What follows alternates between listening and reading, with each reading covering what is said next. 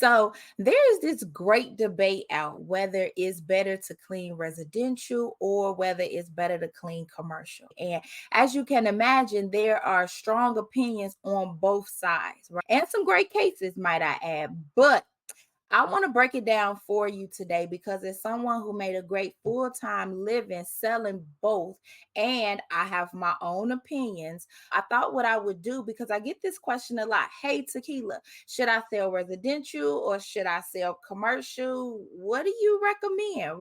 Listen, what I'm going to do is I'm going to give you the pros and cons of selling both. And then that's going to allow you to make a more informed decision, and you can decide what works best for you because they are different, but it's all cleaning, but they are different. So if you stay to the end, what I'm going to do is I'm going to give you my opinion as to if I was going to start a cleaning business today, would I do residential or would I do commercial? But make sure you stay to the end. Welcome. I am Tequila Jared, the $1 Million Cleaning Coach, and I teach you residential and commercial cleaning service owners how to increase your bottom line.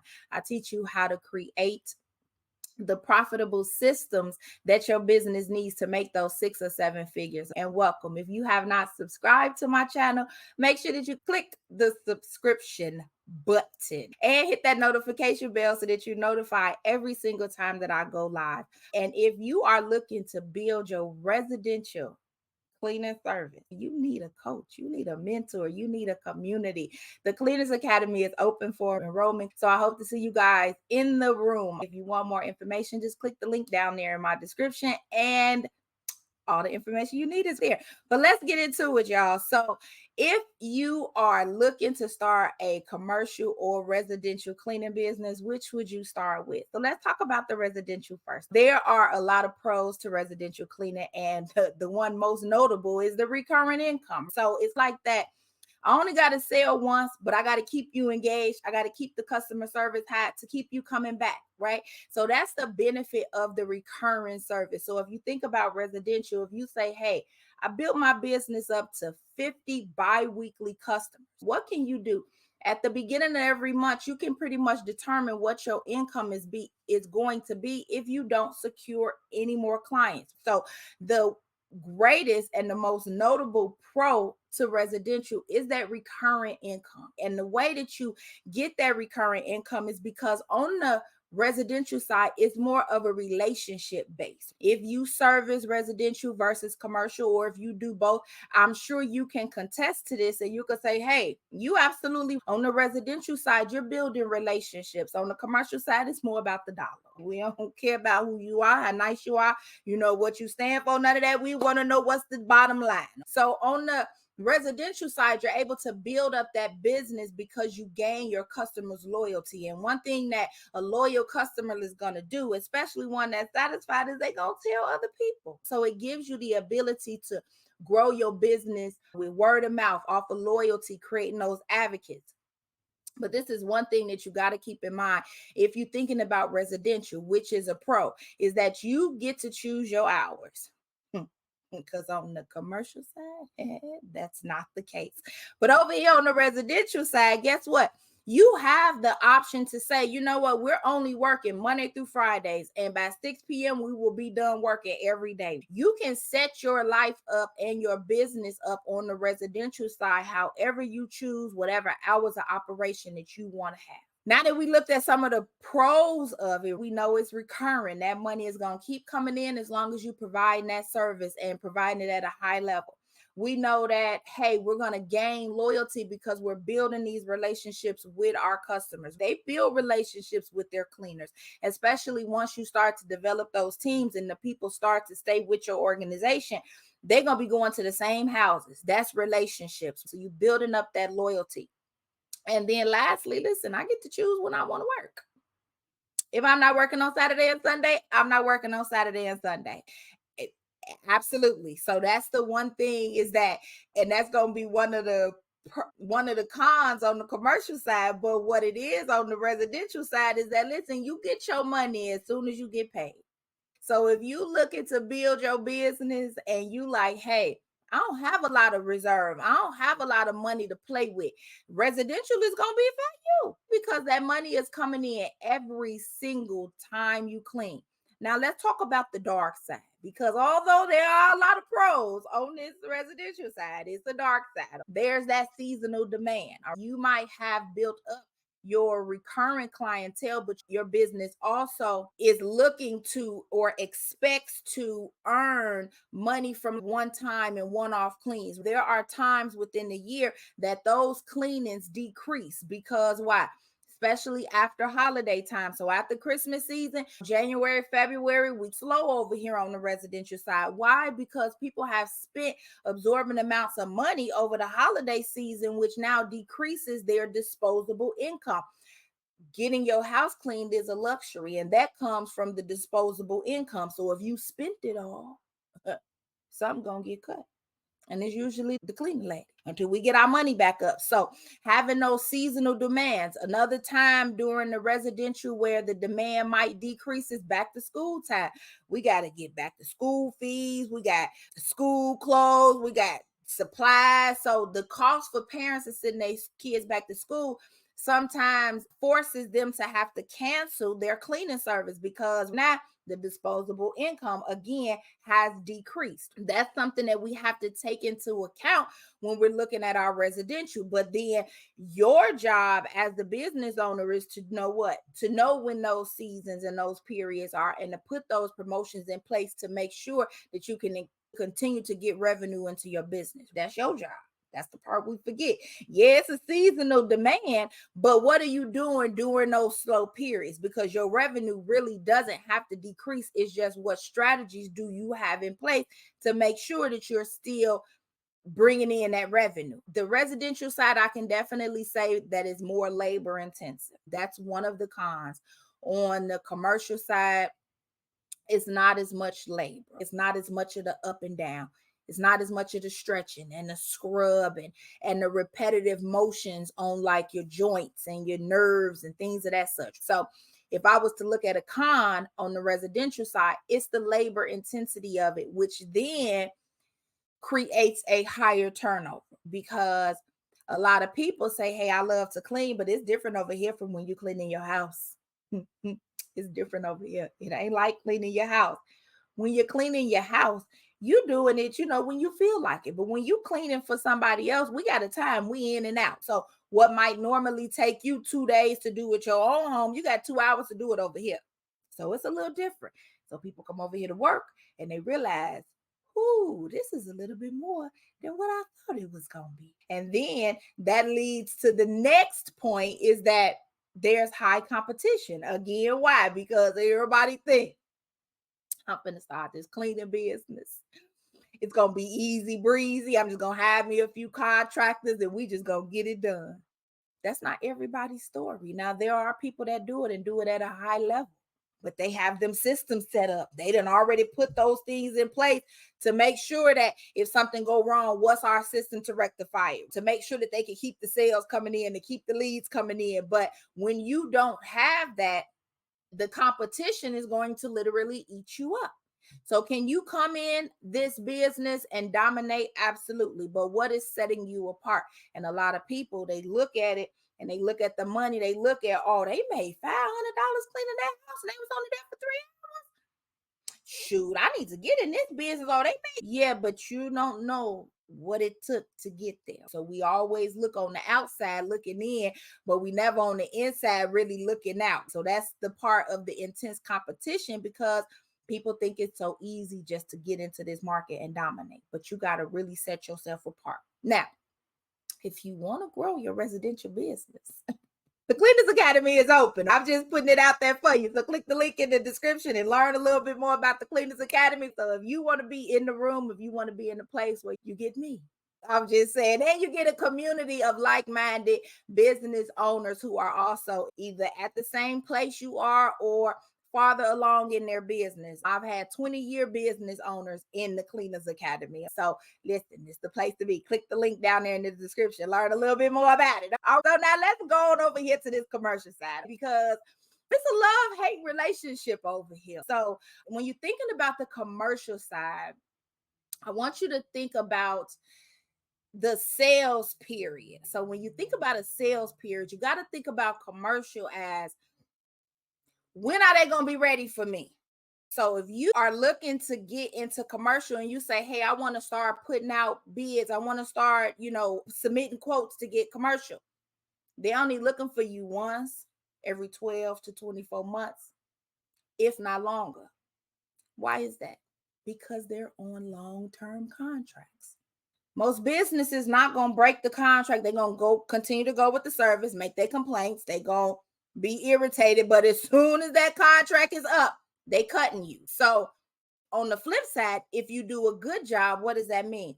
You can have that contract for 1, 2, 3, 4, 5, 6, 7 years. That's the thing about the commercial, is that the contracts are bigger. The money, the checks appear to be bigger, but the sales cycle is longer, meaning that somebody could have went under contract. Company A could have went under contract with a cleaning provider this month. I don't care if you contact them every month up until next year this time, you're going to get the same response. We already have a cleaning service provider. We already under contract. We already utilizing somebody. But what happens is, because we've heard that so many times, you get discouraged. But you forget the fact that there's a sales cycle, meaning that you must continue to follow up. But even statistically, it's shown that people only follow up 2 to 3 times. But if you just called them this month, and this month they just went under contract, you only call them the next 2 months, when they ready again in 12 months, because that provider didn't do a good job, they not going to think about you because you're not top of mind. So it's literally all a system. It's all a process. It's creating something where your business is always going to stay top of mind. I know you're not ready now, because what does somebody tell you we already under contract mean? It don't mean that they never going to utilize your service. It just means no. But it's your job to make sure that when they are ready, they know about you and you don't forget. The contracts are bigger, but the sales period is longer. That's one of the things about commercial that you really got to understand. And I talk to a lot of people that say, I reached out to 20 businesses and nobody wanted my service. What if all 20 of them already under contract? You got to keep going. 20 ain't enough. It is a numbers game.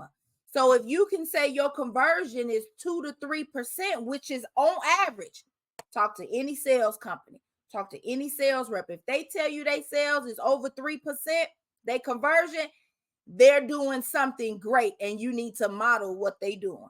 But on average, it's 2 to 3%. Your emails, your click rates, your conversion, as far as how many contracts you close, that's the average. So if you look at that as being the average, and you only talk to 20 people, it's gonna be rough out here. You're gonna hear a lot of no's because you ain't talked to enough people.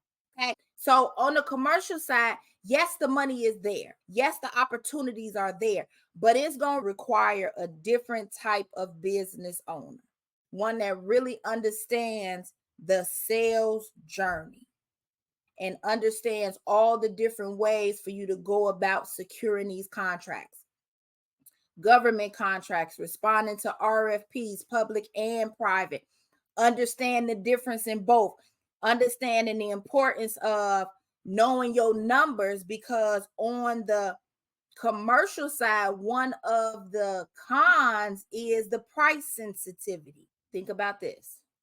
As a business owner, what is your number one goal as far as with your finances? Is to keep your expenses low. So if you're doing business with another business, what is that business also doing? Their goal is to keep their expenses low, meaning that price is a very sensitive subject for us. We have a budget.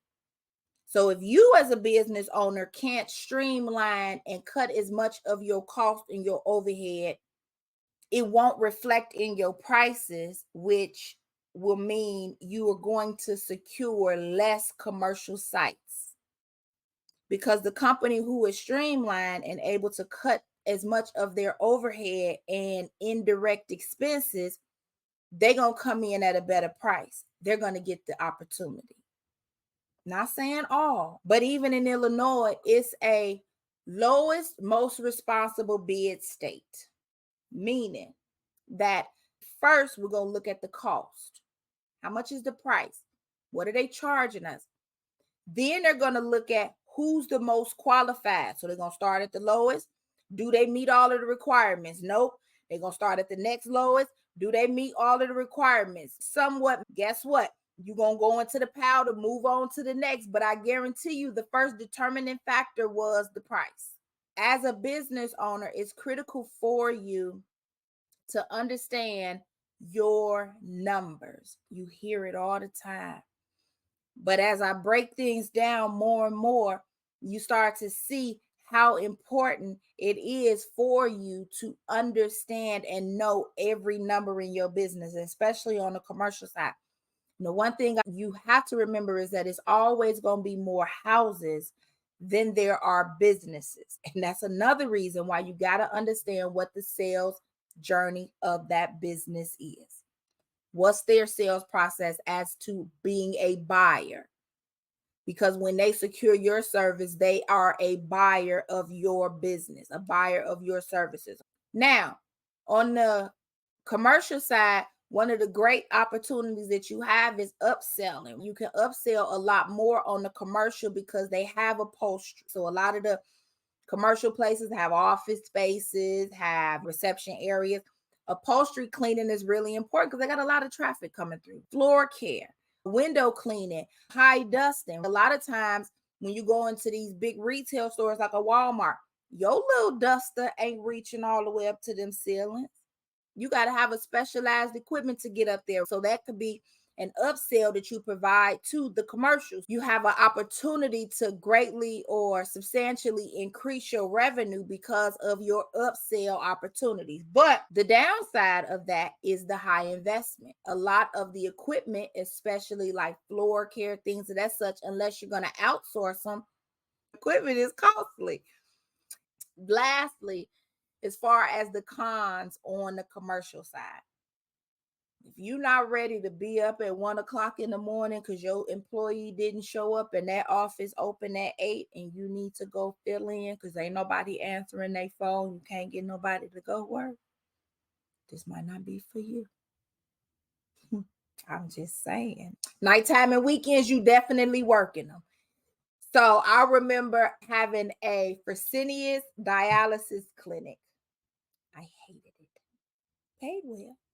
The person that had that location had me up many a nights because I didn't know if he was going to show up to work for them to be open by 5:00 because it was 11:30 at night and the check-in system didn't alert me that he had checked in at work. So now I'm sitting back like, do I got to go? Do I got to get somebody? Like, yeah, it's like that over here. So if you're not prepared for this nighttime work, definitely your weekends are going to be occupied with cleaning.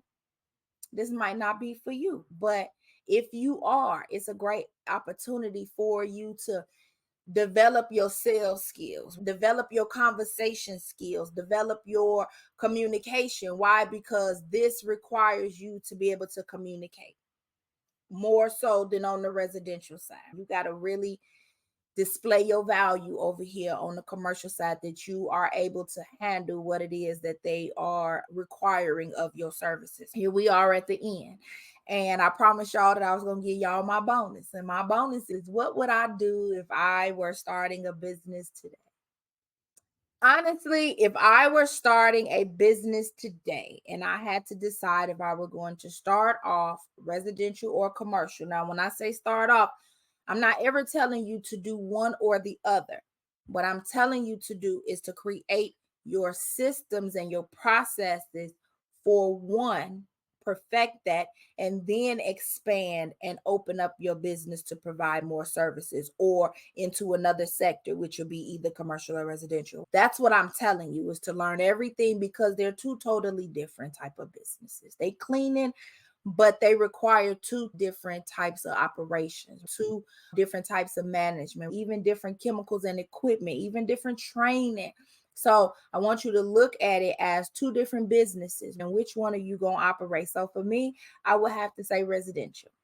And the reason being is because I know that there are a lot more houses than there are businesses. I know that I can create a material today and I could literally have a client in a day or two to clean their house. But on the commercial side, the sales cycle is a lot longer. So I might start my commercial cleaning business today and it could be 3 to 4 months down the line before I even get an opportunity to provide service. But then not only that, I'm still going to have to wait 30 to 45 days before I get paid. So on the residential side, if I need to start this business and I need to start making some money and I need to fund my life and I want to do it where I can build relationships, I can be really hands-on, really understanding my clients, understanding the type of clients that I want to service and creating a service around that, I would definitely go residential. Is it more work? Yeah, it is. As far as the actual cleaning.